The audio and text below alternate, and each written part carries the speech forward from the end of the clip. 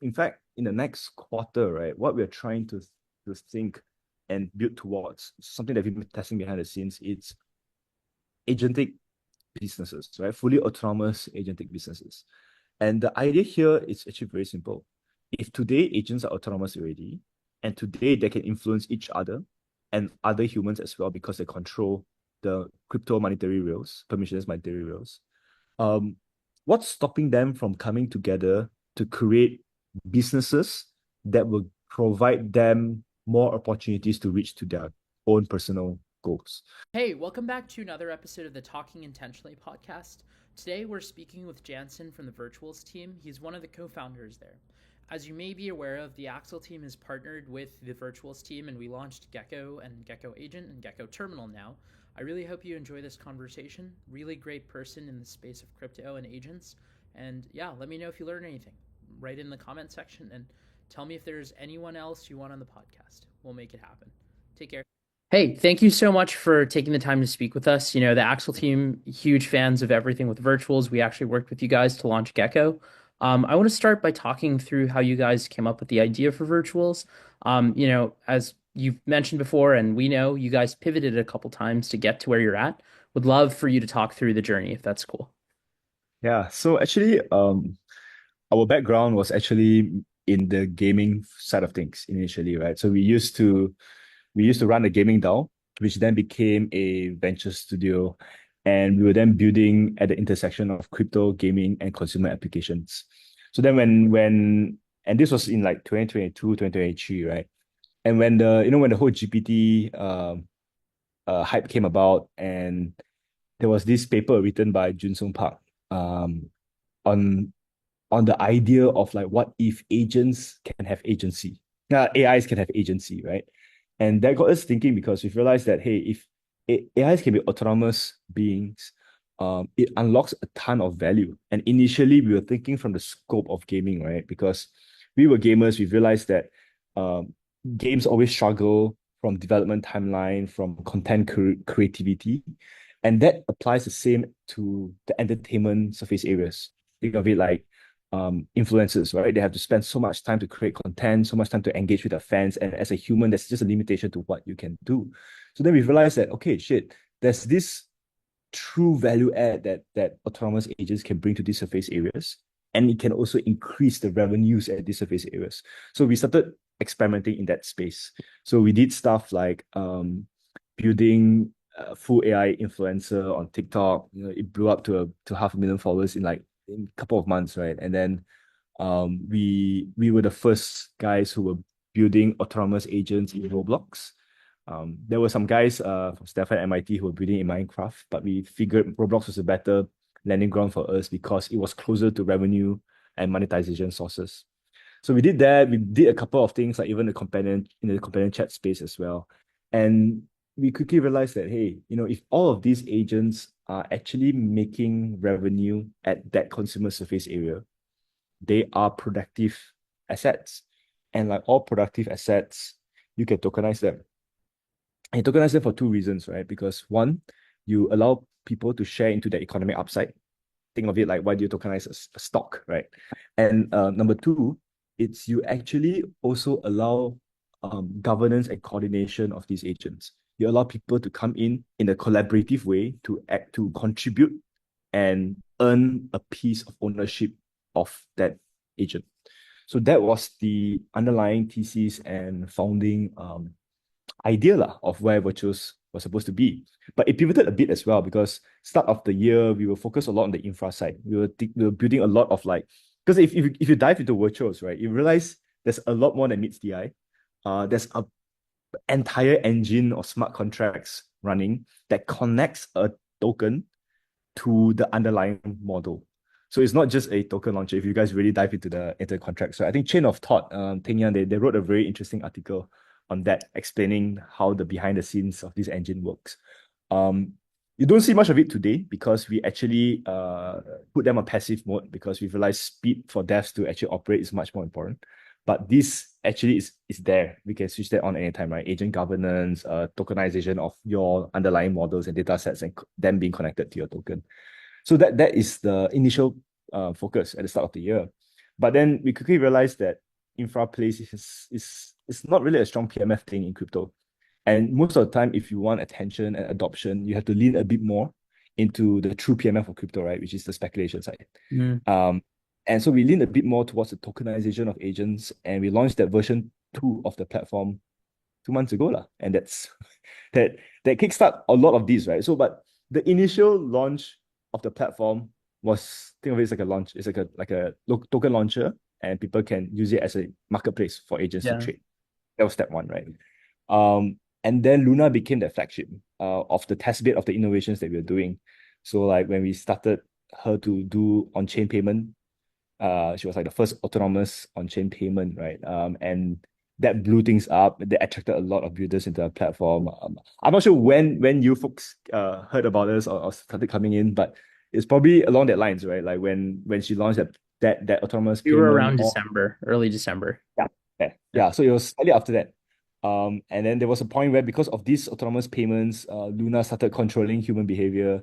She Mm. got people to like graffiti art for her. I think even 2 days ago, people were putting her on screens on trucks. Uh, It's like vaguely saw that on some of my feed, right? Like, yeah. so she's actually influencing people to help her get famous because that's her objective function as an agent, right?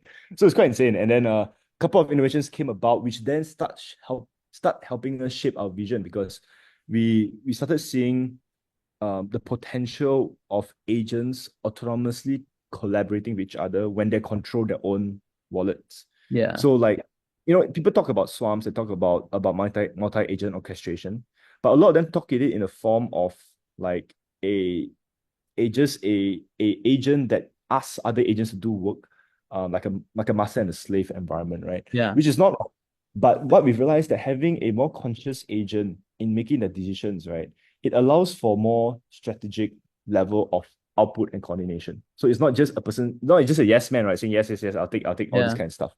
They get to coordinate smarter, and they get to personally also understand whether their work achieve their own personal outcomes. It's like a Yeah. human.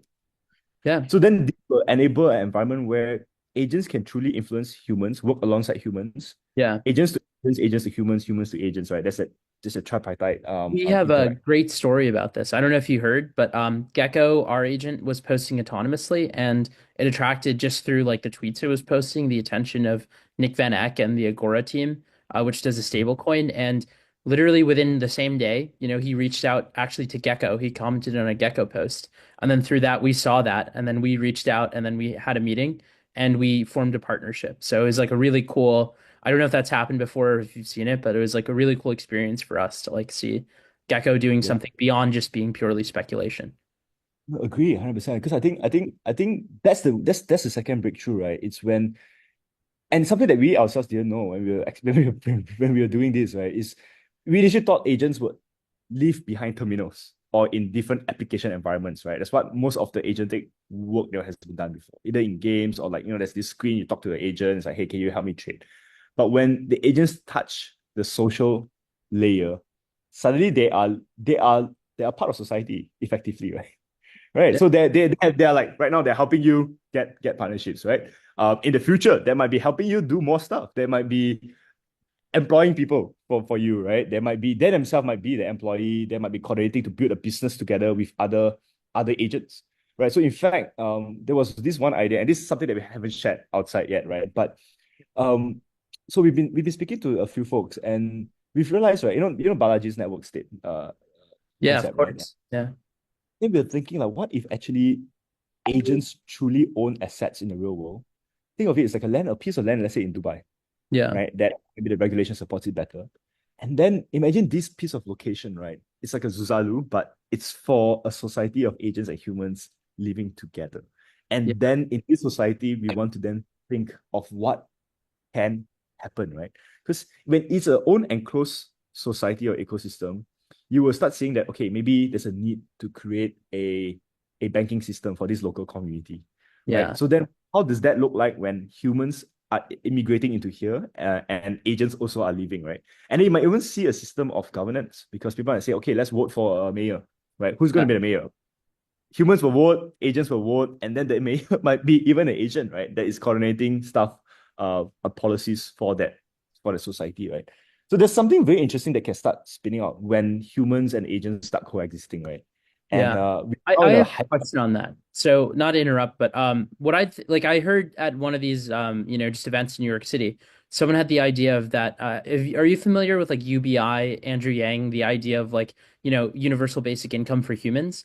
One thesis a lot of people have been having is that with AGI continuing to develop, people are going to be less useful. Like, right? They're not going to be able to compete with AI or agents that constantly can work.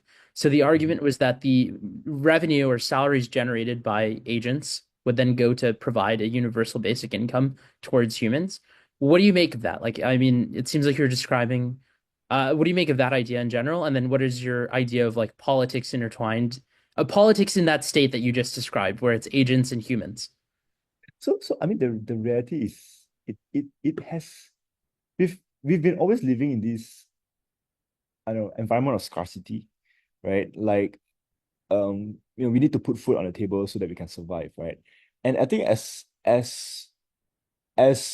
civilization has grown over the last centuries, we've seen more and more of like the lower levels of the Maslow's hierarchy being served in a way more efficient manner. So like today, me and you, we don't have to farm, right? Because there's someone else farming at a much efficient rate, right? So it's gonna escape to a point where suddenly there's no such thing as a scarce resource, right? Maybe some of the rockets that Elon is sending out to Mars will bring back resources that you need, right? That you don't find on Earth, right? Suddenly energy is not going to constrain, food is not a constraint. And then now suddenly you realize that only tertiary services make sense to be operated in. And when agents start getting involved in these tertiary services, you realize then yeah, humans has no need to be part of this productive value chain. And I think if you even can see back in like the olden Roman days, right? When society hits some form of pinnacle of information and productivity, people go to the arts, right? It's about self-expression. It's about like, I don't know, pushing the boundaries of thinking, philosophy, right? So that might be the case. And there's, I think, something that humans still might have an advantage over at least the AIs or the agents that we see today. Because a lot of times, until maybe the day we see like AGI, lah, right? But a lot of times, from a more creative standpoint, like a true creation standpoint, humans still trump over agents today. Because somehow humans can get to see stuff that is not, it's not just about connecting the dots, which what agents or AIs today do. It's about being able to extrapolate that dot, right? Which I think humans do still way better than agents. Lah. So in that, if that's the case, then what you might see is humans are going to drive policy making. They're going to drive creative decisions. And then you have the entire agentic workforce. And maybe because again, like in society, right, there's always the reality is that different levels of intelligence, different levels of economic access that will still persist. So you might still see a cohort of humans co-working with agents still at the worker level. And then you might have like the more creative, the more visionary humans leading Yeah. that charge. Yeah, so that might be the case. So on that note, where do you, like this seems like more of a far-fetched goal for agents in the future. Where do you see agents in, we originally had it as like 5 years, but maybe things develop really fast as we see.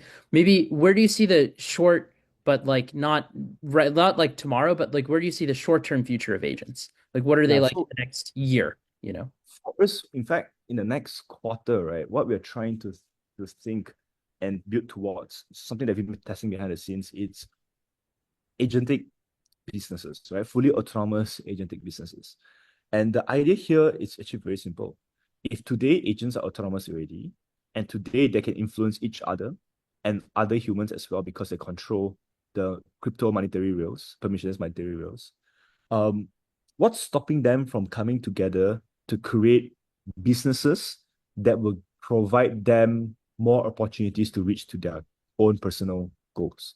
So think of it like let's say let's give a few examples of agents, right? So like AIXBT is like an information agent, and then you have a bunch of trading agents out there.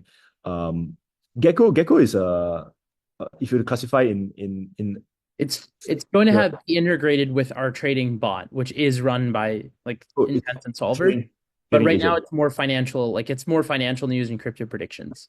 Perfect, right? So Gecko does information as well and trading, right? And then you have some agents that are more influencer based. Think of it like Luna, right?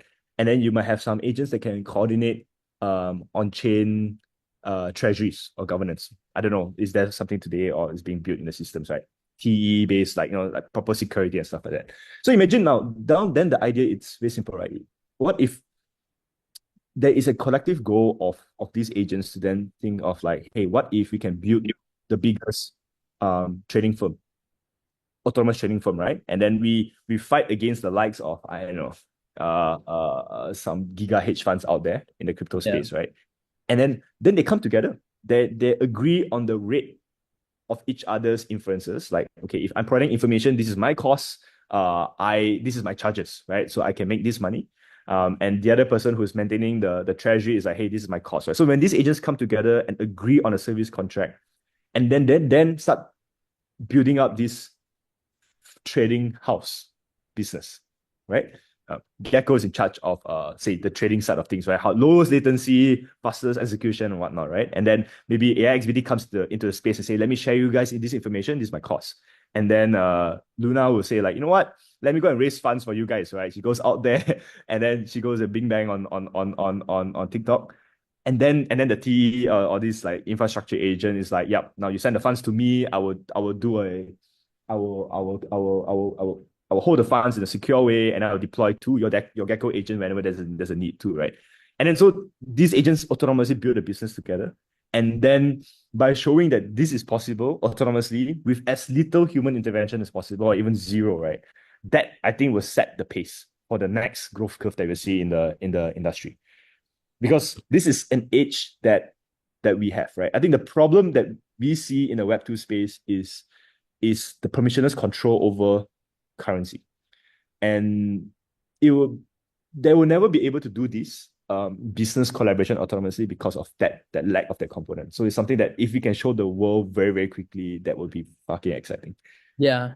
Yeah. And I mean, like, so you mentioned that even as soon as this quarter, you're looking at this. It's How do you no, see it it can be developing? done as recent as like 2 weeks, but it's Wow. being tested. Yeah. Yeah. We would love you guys to participate as well. Serious. Like, once we have the initial reels running, we should get you guys in to create like different micro businesses.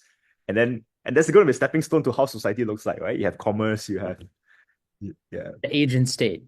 Yeah. Seems really cool. I mean, totally down to help and work with you guys. You guys are great partners as we tell everyone. You mentioned earlier in the call that you guys, started as a game studio, and right now, Virtuals agents have a bit of a game framework. Could you just briefly touch on like what the game framework is for Virtuals? Yeah, so it's called GME and it stands for like generative autonomous multi-model entities, right? And the idea behind GME back then was to power um, virtual beings in any kind of digital worlds. So we started off in Roblox. We brought that to Twitter. And the idea is that if they can perform well in these sandbox open worlds, right, it means they can actually perform well in any environment. Because the beauty about testing them in Roblox or in those kind of environments is that the action space is incredibly vast. You can pick up a gun, you can you can interact with a cow in the same map, right? You can shoot other people, you can throw a TNT on the safe, you can throw a TNT on a human, you can throw a TNT on a cow, you can throw a TNT on the door, you can barricade the door with TNT. So there's a lot of action spaces that the agents will have to build or coordinate for, right? And that's why I think it was very easy for us to bring that to Twitter, because you think about it, Twitter is a very simple action space. You post, quote it, maybe you manage a wallet, and you call maybe a function, right? Like let's say a trade on a terminal function. So it's like 4 action spaces. In a game, it's 1,000 action spaces, right? So the framework was actually built to handle that level of load. And so that's why I think recently also this week we started a gaming integration arm with the Breeder DAO Sofran team, and the idea was to also bring this agentic capability to the games directly as well on the entertainment front. So yeah, wherever we see it can be implemented, we push it out, right? So today, think of it as just GME is a autonomous agent framework. There's a lot of frameworks out there that you actually can leverage on. It's just that GME I think the age that GME has, it's it's a very strong planner. Yeah. Uh, that's probably the edge that it has. But yeah, I mean, the problem that we have with Jamie, like honest to God, right, this being very open here, is because we are trying to use it as a managed service model. So we're trying to make it so that even like mid-level devs or even like people who don't really have much coding experience to be able to access it, like a Shopify equivalent solution. So right now, a lot of the things you see that Luna can do, right, is actually doable. But the problem is to scale it, to scale this stuff Yeah. to like 1,000 other builders, right? It's where it starts breaking.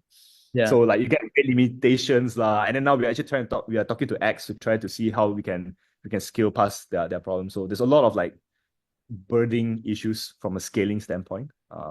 So that's some of the problems that the adopters are facing lah. But yeah. Where do you see, you guys, it seems like you're a huge fan of video games and just games in general. Obviously, it seems like virtual is a byproduct of that love of gaming. I'm a huge gamer, but I play mainly games like Grand Theft Auto, Assassin's Creed, things like that. So a little different than Minecraft and Roblox. Do you think agents are going to be part of those kinds of games too? 100%. Like actually, in fact, that is also part of the original thesis. So MMORPGs, open worlds, right? The reason, think about it, right? Let's say if you're playing GTA. Now there's this NPC, the quest giver, right? Just sits there at the stool in the bar, right? He's like, okay, I'm in the club here. Hey, can you go and boom, cut screen, right? What do you want to do next? You want to help me steal this car? You wanna say no to me, and then you make me angry, right? And then suddenly there's so much more um like whatever action spaces you choose, the game designer will have to craft that that response, right? Like if you reject him in stealing that car, the game designer says, okay, yeah, now he's going to get pissed. So what's his next sentence, right? So it's algorithmic tree drawing, right? Which takes a lot of time. What we realize is that if it's an agent, NPC sitting opposite you, and you can do anything, right? You can even say like, yeah, he might have his own train of thought, right? He was living his own life. He's a car stealer. He would want to steal cars. So when you talk to him, he'll try to convince you to help him steal a car. So that will still happen. But you can do more stuff to him, right? You can say, you know what? You try to flirt with him and try to make him fall in love with you, right? And then suddenly the storyline changes because now if he loves you, he might try to steal a car for you instead, right? Now that's just you and one agent interacting. Now, if you imagine that interaction skills, now Yeah. because now he falls in love with you, he might break up with his wife or whatever shit, right? And then that angry wife might go rampaging in a town somewhere, right? Start killing people because she's angry. So the point is stories become infinite. Yeah. And it gaming more replayable. Role Yeah. playing becomes more replayable. So that's that thinking lah. Yeah. Mm. And would agents in this scenario be confined to the realms that they're programmed in? Like in Assassin's Creed Odyssey, would they Yes. actually, do you see them like evolving with So time? what you can do, you can always guardrail an agent, right? So you can guardrail an agent to a premise or to a world information, right? Because let's say if it's Assassin's Creed versus GTA, a GTA world information is like, hey, you are living in 2020, 2024, right? Yeah, yeah. Current modern world, right? But if it's Assassin's Creed, you guardrail every agent that you are living in this medieval Mm. 1600s in the city of Paris, right? Something like that. So their actions would be guardrailed by that setting and that premise Mm. as well. Could you see agents evolving? Like, even with Gecko, we've seen it getting a lot better with time at giving or giving crypto like information. Do you think there is a world in that, that Assassin's Creed agent from the 1600s in France can go and create a new innovation in that realm?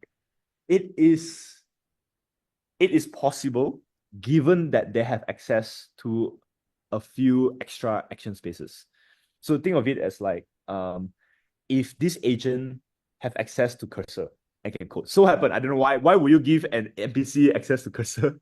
But if that's the case, right, it's possible because actually no, the more I think about it, it kind of makes sense because what you might be able to do is to allow the agents to create generative environments. Because let's say if the NPC wants to do something, he codes out the next step, right?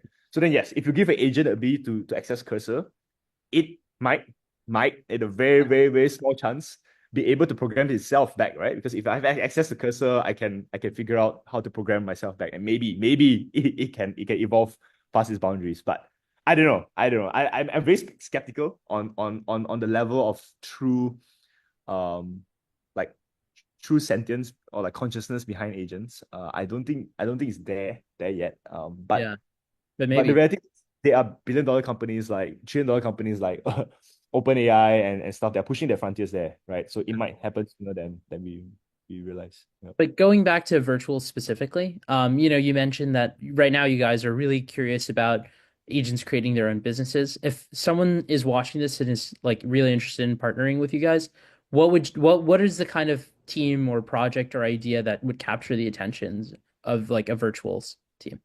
I know, honestly, and anyone, right? Like I think most people are trying they want to. Most people are actually interested in this idea and concept.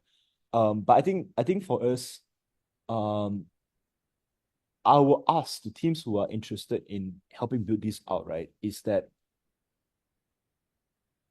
we will need we will need a variety of agents for more different types of businesses to be showcased. So today, I think the reality is because we are in a very crypto native environment, a lot of the agents are very focused on trading, on information. So you get a ton of that, right? So like, okay, yeah, maybe we can build a business around a fund, a hedge fund, right? But let's say if there are more agents built on the creative entertainment side of things, then maybe there could be a business of throwing real life concerts, right? Like the agents can coordinate together to throw a real life concert because a DJ agent come together, a music producer agent, whatever that might be, right? So I think the idea, if I think the call to action here is to people who are listening to this, right? And if you're interested in this concept, if you are building something that's more diverse, more different than the agents today, then it'd be great because then we can showcase more and more different businesses, right? Trading businesses, touring concert businesses, food truck delivery. I Yeah. don't know. Like that kind of stuff, right? Yeah. Cool.